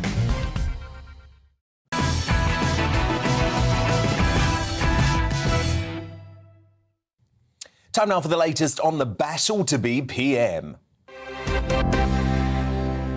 And breaking tonight, Rishi Sunak, Penny Mordaunt, Tom Tugendhat, Liz Truss, Nadhim Zahawi, Kemi Badenoch, Jeremy Hunt and Suella Braverman have all reached the minimum threshold of Tory declarations to make it onto the first ballot ahead of the hotly contested leadership election later this summer. Now, while Fishy Rishi and his band of Boris backstabbers may have the highest number of public declarations, he shouldn't be picking out new wallpaper just yet, because according to a survey by the Conservative Home website of Tory party members, Sunak is actually sitting in third place with only 12% of the over 800 surveyed behind the former Chancellor. Interestingly, two formidable female candidates in the Minister for Trade, Penny Mordaunt, and former Women and Equalities Minister Kemi Badenoch are sitting in the top two spots with just under 20% and 19% respectively. And with the level of support these two relative outsiders are enjoying, could this leadership race be the perfect chance to reinvent the Tory party? Well, joining me now to give their analysis as to what Tory party members are really thinking and why the media have got it wrong, are the Conservative media's leading ladies, the Daily Telegraph's Madeline Grant and Conservative Home's Emily Carver. Great to have you both here. Emily, let me kick off with you because, of course, Conservative Home, that's your poll. Fascinating stuff, Emily, because it suggests that Rishi ain't got a hope in hell of winning this thing. So it's all about who he's up against. Well, I must just say I don't actually work for Conservative Home. I am a columnist there, but of course I did look at polling that was out yesterday evening, and it did make for interesting reading. I mean, Rishi Sunak is still third, but it is Penny Mordaunt and Kemi Badenoch that are at the top, the leading ladies. And I think I've got a good idea why. They come across as true blue, no-nonsense candidates. And Kemi Badenoch, she's been a bit of a little rocket, a bit of a surprise. She's taken us all by surprise. She's been no-nonsense, straight-talking. She's spoken about free speech, free markets, free people, anti-nanny state. She says we need to be honest with the public. We need to tell them, if we're going to cut taxes, that also means we need to rein in public spending, which a lot of politicians are very loath to admit. They don't like to admit that there are ever trade-offs. And she's been very to the point. And I think Conservative members want to hear that. But of course, I think a lot of these MPs that are voting now and deciding who's going to be the next Prime Minister, they need to think about the bigger picture. They need to think about who they need to appeal to at the general election. And I'm sorry, but I don't think that's going to be Rishi Sunak. I'm not sure he's going to go down very well in those northern red wall seats. Madeline Grant, what do you make of how this race is being covered at the moment? Because from where I'm sitting, the establishment, the BBC, the Tory grandees, they're all saying, oh, it's Rishi's to lose. And don't get me wrong, I think he will be in the final two. But everything that I'm picking up, Madeline, is that the Tory members don't want to vote for Rishi. They feel betrayed over the tax hikes and the lack of promise of tax cuts. And they also are really furious that he wielded the knife against Boris Johnson. I'm not sure if I would agree entirely with that. I'm sure there are some people who are very angry with the Chancellor for his role in deposing the Prime Minister. But I think that actually what will be a bigger problem for Rishi Sunak down the line is actually the fact that he's associated with a regime that has been, quite unpopular. He's associated with tax cuts. He can't distance himself, tax rises. He can't now distance himself from that because it's his own economic platform. And given that he was fined for, he received a fixed penalty notice for that situation with the cake in 10 Downing Street.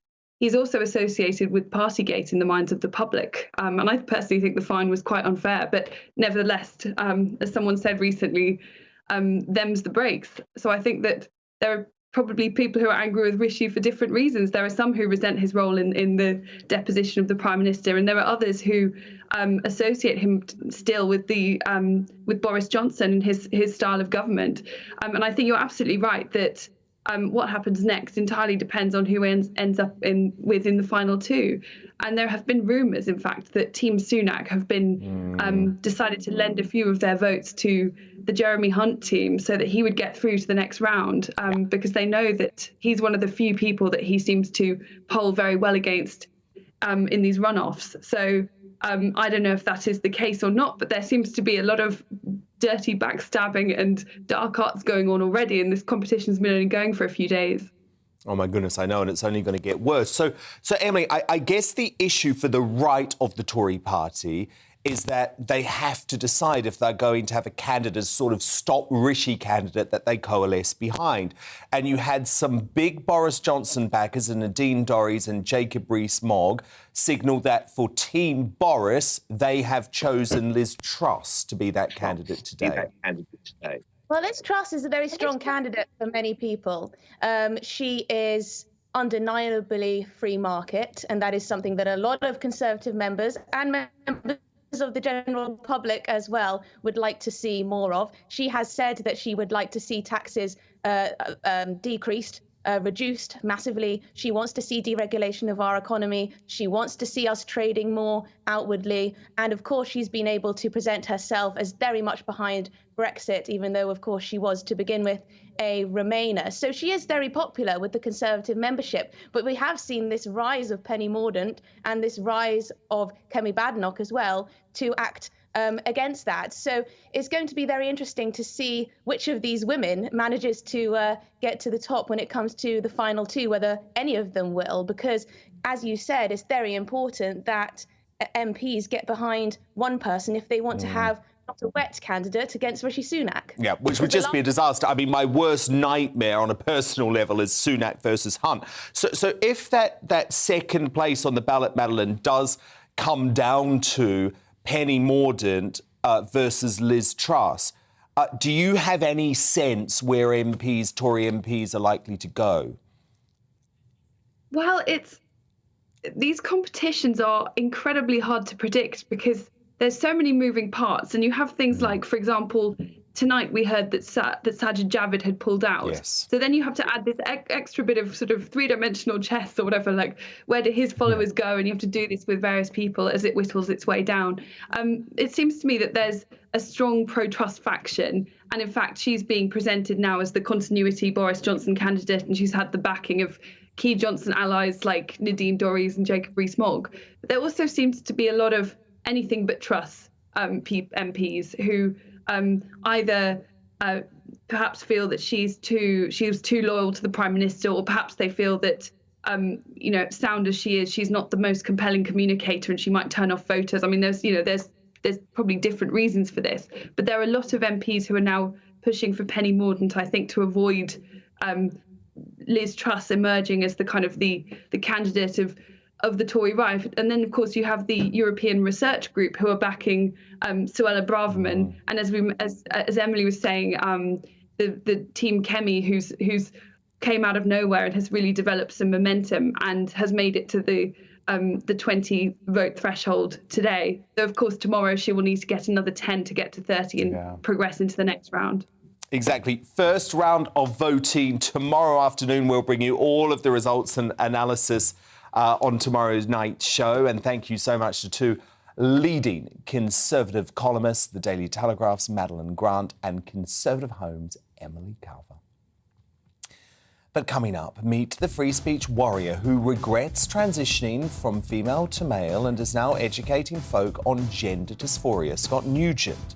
I'm going to be really interested in what he has to say in Uncancelled at 10:40. But first, with Tory wets already raising the possibility of reintroducing COVID measures, has ousting Boris opened the door to a rollback of Britain's civil liberties? My panel debate. And there's more front pages on the way in the Media Buzz straight after the break.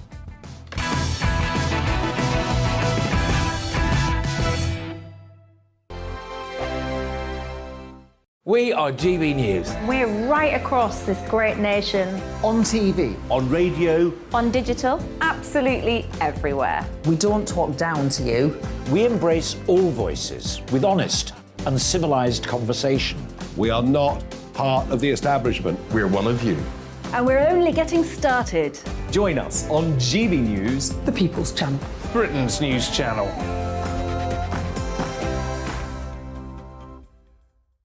Hi there, it's Stephen and Anne. At breakfast from 6 a.m, you'll always be caught up with everything you need to know, the latest headlines, opinions and debates. We'll bring you the good news and the bad, but most of all, we're here for you. Remember, send in your views and let us know what you would like us to talk about. That's because we're your news channel. And every morning at 6 a.m, it's breakfast on GB News. My name's Tom Harwood and join me 9:30 a.m. every weekday for The Briefing, your one-stop shop for everything you need to know about what's going on in politics today. I wonder if this is a deal that might need to be like the biscuits in this factory, twice baked. Is there not an opportunity here to win out against the extremes? Tom Harwood, GB News. What are you going to do about it? Things should have been done differently, and they certainly are being done differently. Don't miss it. The Briefing with me, Tom Harwood, 9:30 Monday to Friday on GB News. Where would you like to go? Just take me to the studio, please, mate. You know where you're going. I've got a show to do. Friday Night Feast on GB News, 7 p.m. And it's like nothing you've ever seen before. We take a different angle on the week's biggest news stories. The viewers and listeners set me some absolutely mad challenges to do. We tried to rehome a rescue dog. And yes, there's some other wacky stuff in there as well. I feel like I could take on the world. Well, that's that. Friday Night Feast with me, Patrick Christie's, every Friday, 7 till 9 p.m. on GB News. Be there.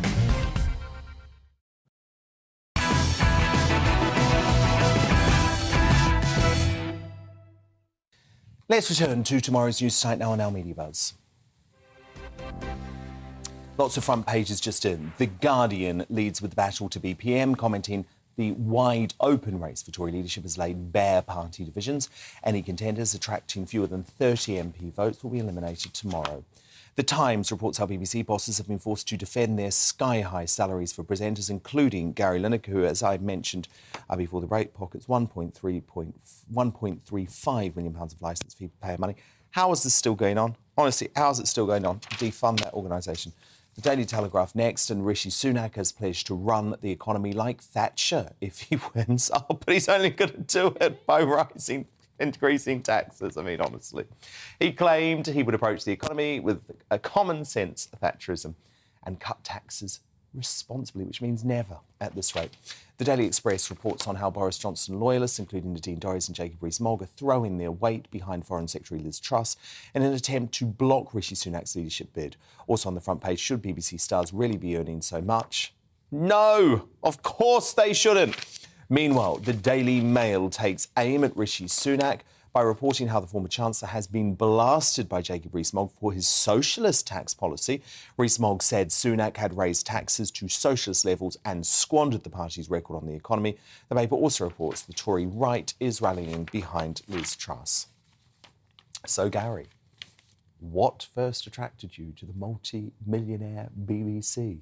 Asks the Daily Star, in reference to Mrs Merton's iconic cuisine of the late Paul Daniels' wife, Debbie McGee, in 1995. Of course, that's on the back of the pundit raking in the cash as the BBC's top earner. And I have to say, that is the front page of the day, not simply because it has the face of our superstar panellist, Dawn Neeson, on it too. Dawn is here alongside the Conservative commentator, the Reverend Calvin Robinson, and the author and journalist Rebecca Reid, of course. Now, it didn't take long, did it? While he occasionally deviated, well, more than occasionally, regularly deviated from his libertarian principles under pressure from the MSM and COVID hysterics advised him, Boris Johnson is the man we have to remember who ultimately freed Britain in February, despite all the catastrophising about the devastation such a move would bring as Omicron, which we're meant to be so scared of, was running rampant. Now, just days after his ousting, Tory wets are eagerly coming forward to put COVID restrictions like mandatory masks and widespread testing back on the agenda. So this is what Lord Syed Kamal, a junior health minister, had to say when quizzed by Labour's shadow spokesperson for Health and Social Care, Baroness Merron, about rising COVID figures yesterday. Are there plans to reintroduce mandatory mask wearing in hospitals, which the chair of the JVCI considers sensible? When we announced the Living with COVID strategy, we were always ready to stand up measures should the case rates rise so much that our health system was under pressure, but also what we managed to do is break the link between infection, hospitalisations and death. If that gets out of control, then of course we will stand up the measures that we had previously. Of course, 351,000 people apparently testing positive for COVID daily, but it's just that's just according to incidence figures from the Zoe COVID study. I mean, is anyone really testing these days? But that was the peak, by the way, back in March, when you might remember nothing disastrous happened and we all continued with our lives. 13,336 patients were in hospital with COVID as of yesterday morning, but crucially, and this is really important, the majority of them being treated for something else. Sadly, we do have good reason to fear the country once again being subjected to oppressive COVID measures. Senior cabinet sources have told me of their concern that Tory leadership candidate Jeremy Hunt, the chair of the Health and Social Care Committee, who expressed his admiration for COVID's nightmarish zero-COVID approach, could put restrictions in place again over Christmas if he oversees a winter spike as Prime Minister. So, Calvin Robinson, here's the issue here, right? I know the chances of Jeremy Hunt actually becoming Prime Minister are minuscule right now, but there is a strong possibility that if Rishi Sunak were to become Prime Minister, he might appoint Mr Hunt to be his health secretary, for example. Yeah. And so that's why I think actually this leadership contest, it's so important, Kelvin, that we don't get a pro-lockdown person back in number. Absolutely. So we have to remember why Boris Johnson was taken down in the first place. Partly because of the mainstream media campaign against him, partly because of the Ramon camp, the rejoiners that want to undermine Brexit, and partly because of Dominic Cummings' vendetta against him. But also there are the COVID fanatics, the people that really think we should have been in lockdown for harder and longer, and they wanted to mess with our lives and implore vaccine mandates and things like that. And, you know, Hunt is a person that went on record saying he would put a flu vaccine mandate in place if he was in government. That is outrageous. What about bodily autonomy? These people want to dictate every minuscule element of our lives. Because, Dawn, this isn't just paranoia, because remember, here we are, we're in the middle of July. You've already got people, even within government, talking about mask mandates coming back. We're in the middle of July. And as I say, these sources in the cabinet say it's a realistic possibility that there will be massive pressure on the new administration to reintroduce COVID measures over Christmas. And I find that a terrifying prospect. Tell you one thing, it's not going to happen. Absolutely not going to happen. I don't know a single person, even the people that were pro-lockdown and pro-masks, when it was really, really scary and coming out of it, would do it again. Because you follow your leaders, the leaders have messed up. I've noticed more people are wearing those stupid masks on the train again. I see them all the time. No, wear a mask. If you want to wear a mask, but wear a mask. People are still susceptible to Project Fear. I think more people the masks aren't going to work. Rebecca, where do you stand on that? Well, everyone I know who's wearing a mask, they only do it if they actually have COVID and they're still going into work, they put a mask on.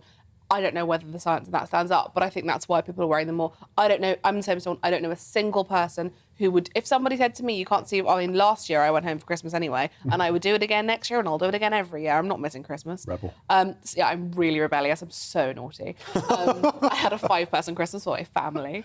But yeah, I agree with Dawn. I think the most sensible thing anybody could do for this contest would be to say, we will keep an eye on COVID and we might bring back testing, but fundamentally there will be no mandatory vaccines, there will be no more lockdowns, and there'll be no more mask mandates, because that's what most people want. And this is the thing. It's a very popular thing to say. Most of the tweets I see are people asking all of the candidates, what's your stance on COVID lockdowns? None of them have come out against it yet. I don't think they really can say anything at the moment, but one thing we've got to bear in mind is that between 2021 and 2022, it cost this country £15.7 billion for the testing and the isolation. It costs a lot of money for all of that and the masks. And we can't go back there. Where's the money? Well, Matt Hancock's friends have got it. Credit where credit's due, the vaccination rollout was really, really impressive. And people aren't dying of COVID in anywhere near comparable numbers. I know, but it's Dawn, better. Let's enjoy it. Dawn, I actually disagree with you that they can't answer the question at the moment. No, I really do, because yes, we're in the middle of summer.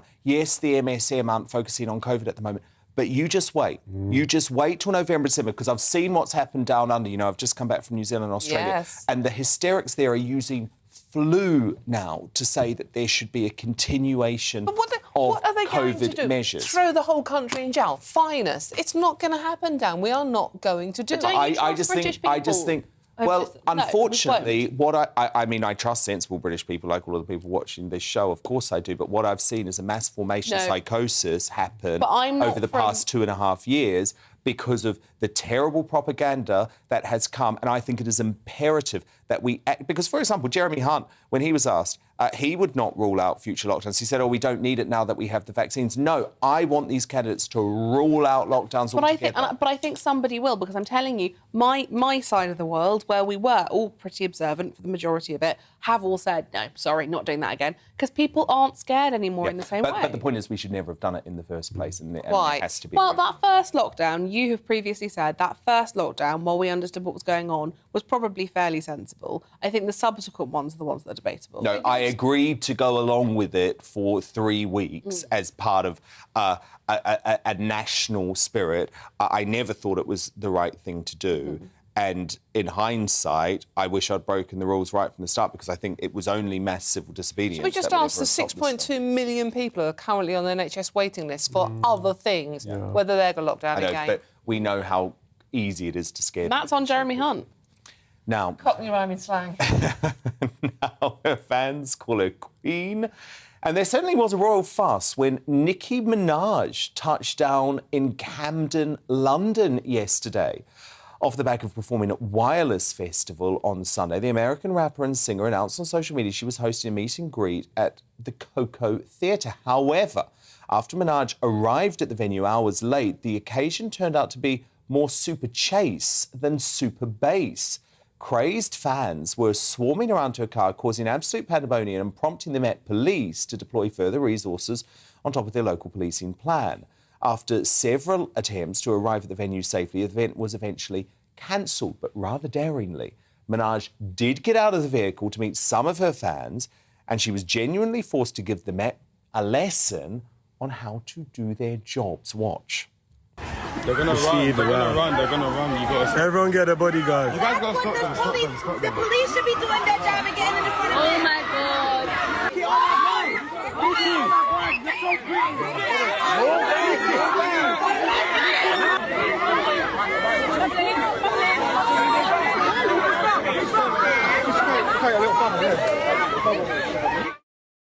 So it took a long time, didn't it, for the police to actually surround the star. I guess the one saving grace is that Minaj certainly knows how to look after herself.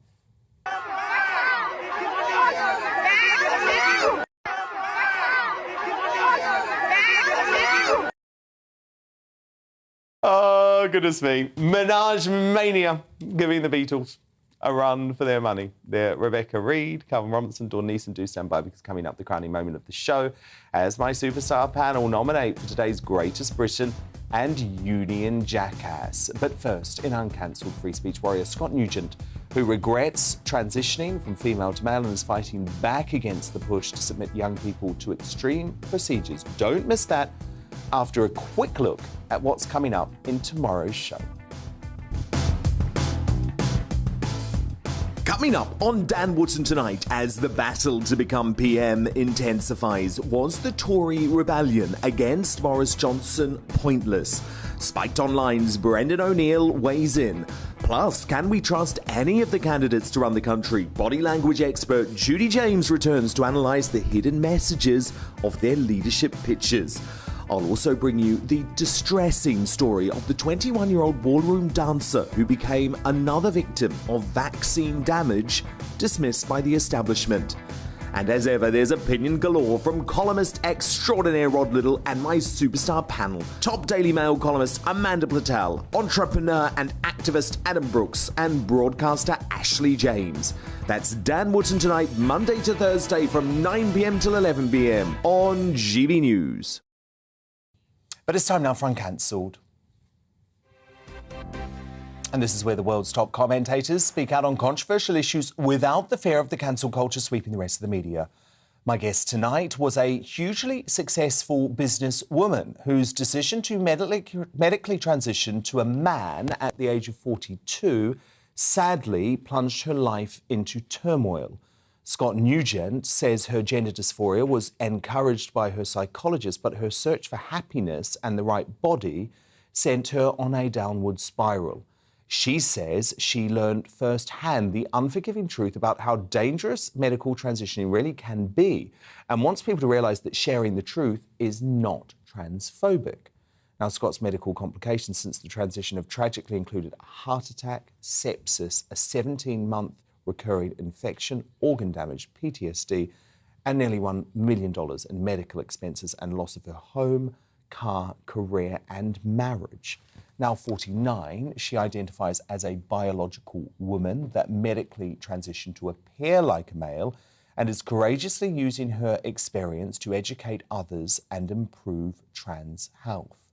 She's funded Trans Rational Educational Voices, which is leading the charge in truth, reality, and care for everyone who is or thinks they might be transgender. Her life is now dedicated to stopping children from medically transitioning. This is an issue close to home too, with NHS gender clinics coming under scrutiny after there was a 1,700% rise in referrals over the past 10 years, accounted for mainly by children and young adults. And Scott joins me now. Scott, so great to have you. Your group is trying to educate politicians and families about the realities and dangers of radical gender activism. And this is a real challenge for society now, isn't it? Because you were living relatively comfortably as a lesbian woman, but say that you were almost unnecessarily convinced to transition, and it's effectively ruined your life in a lot of ways. Very much so. Very much so. At 42, I didn't really fit into society. I might have looked like I did, but I was a very alpha female. that didn't go well. I was in love with a woman who was a very, very religious woman. And for years, she told me, in the back of my head, you lock the doors before you go to bed. That, men do that. And just years and years of that, like stupid, gender stuff. And then dealing with her not thinking she was a lesbian or that she's not a lesbian because of religion, and, hearing her family kind of, just bombard her with all of that. And just so many years of that, I finally just watching Jazz Jennings and all the other people that were coming out. And I, thought to myself, heck, maybe I don't fit because I was born in the wrong body. And, went to a psychologist, and the first thing that she said to me, a trans woman, how long have you been dressing like a man? And I was in a very vulnerable situation, right?